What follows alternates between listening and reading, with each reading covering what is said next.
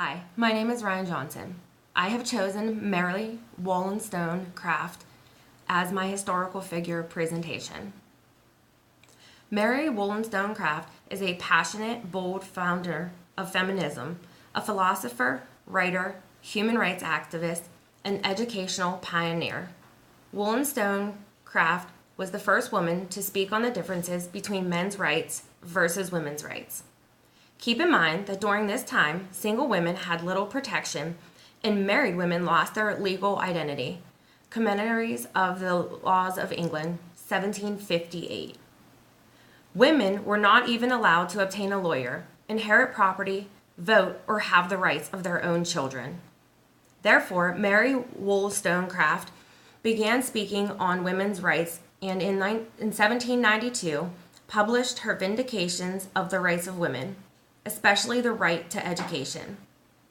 Mary was born in Spitalfields, London on April 27, 1759.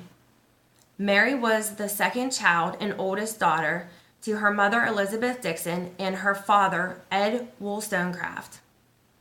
Her mother was obsessed with her oldest brother. Mary was not the favorite of her mother nor her father. Her father had a sizable fortune he inherited from his father that he blew in several failed farming adventures. Mary was abused from a young age and had to protect her mother for years from her violent, alcoholic father. Her mother was no help. She was weak and unsympathetic of her husband's actions. Since any educational opportunities beyond the superficial schooling wasn't allowed to girls at that time, Mary Wollstonecraft ended up having very limited schooling. Although her brother, Ned, received extensive formal education.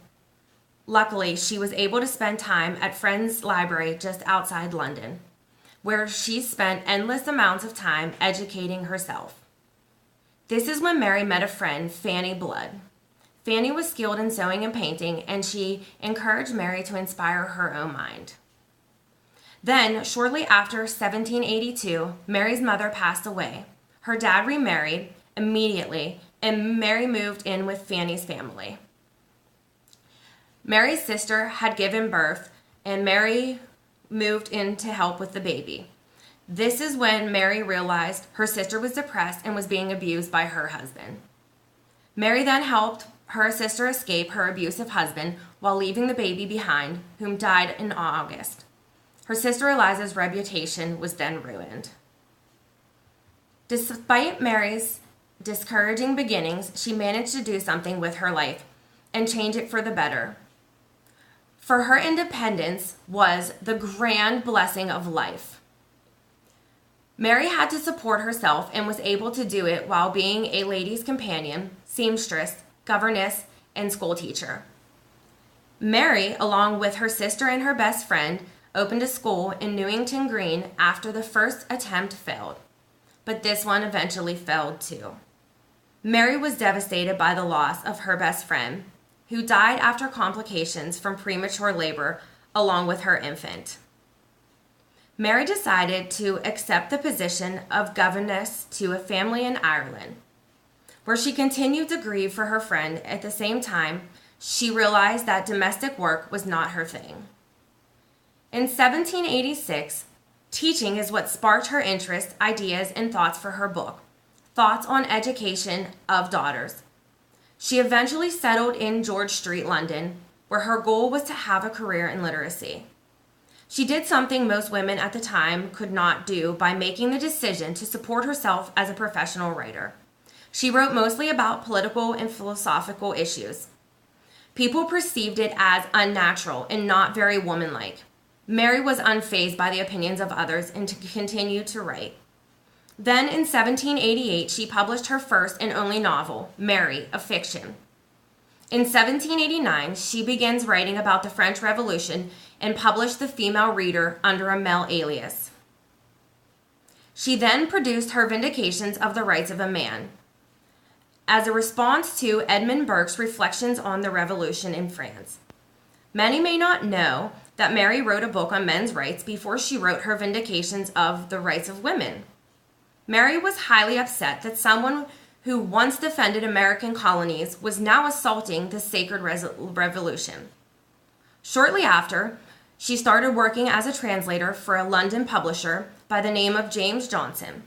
Johnson launched the Analytical Review in 1788, and Mary became a regular contributor of articles and reviews. He would then help Mary publish several books, including A Vindication of the Rights of Women.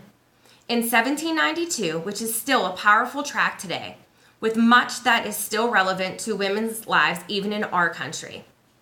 How could true liberty and equal be achieved if restricted to men alone? This is where she advocated for women's rights and scorned philosophies about women being helpless and the notion that women just belong in the household taking care of the home. She believed that women could contribute to as much to a society as men if they were afforded the same opportunities and education. She didn't understand why women should be held back from engaging in the human world. Wollstonecraft wants to make it known how important it is for women to do the things they were being allowed to do. Pushing that education held the key to women, or anyone for that matter, to achieve self-respect and new self-image that would empower women to put their capabilities to good use. Wollstonecraft then settles in Paris following her interest of the French Revolution. This is where she has an affair with an American adventurer and entrepreneur, Gilbert Imlay. They waited for months before going public and moving in together. Although they never married, Imlay did register Wollstonecraft as his wife to protect her from the anti-English settlement in France.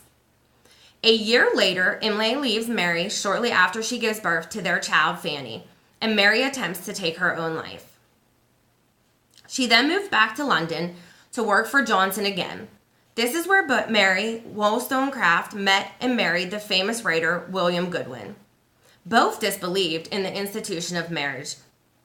He wrote that only his love for her encouraged him to succumb to something he didn't believe in. Mary and Goodwin had a daughter together named Mary Shelley. Then Wollstonecraft died shortly after due to complications from birth. I could not imagine where life today would be if the gender barriers were not resolved.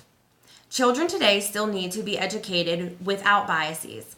Everyone has the right to be taught and promoted vigorous physical exercise to stimulate the mind.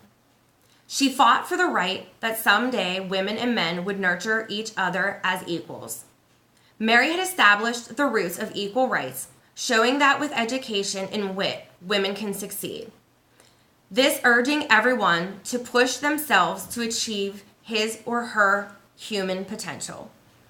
On your handout, there is also a picture of Mary on the front and then her daughter throughout. Thanks.